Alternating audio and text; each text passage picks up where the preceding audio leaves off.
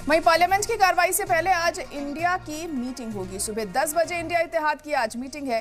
कांग्रेस सदर मल्लिकार्जुन खड़गे के दफ्तर में ये मीटिंग होगी। मीटिंग में इंडिया इत्तेहाद के कई बड़े लीडरान शामिल होंगे।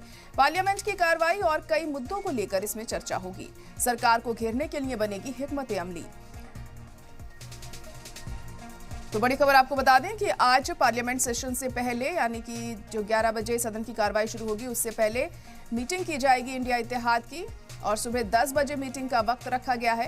कांग्रेस सदर मल्लिकार्जुन खड़गे के दफ्तर में ये मीटिंग होगी।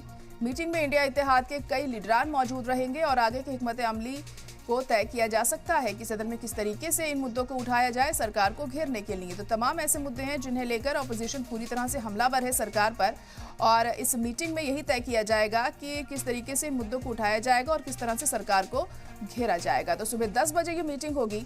मल्लिकार्जुन खड़गे के दफ्तर में ये मीटिंग की जाएगी और कांग्रेस के तमाम आला नेता, इंडिया इत्तेहाद के तमाम आला नेता इस बैठक में मौजूद रहेंगे।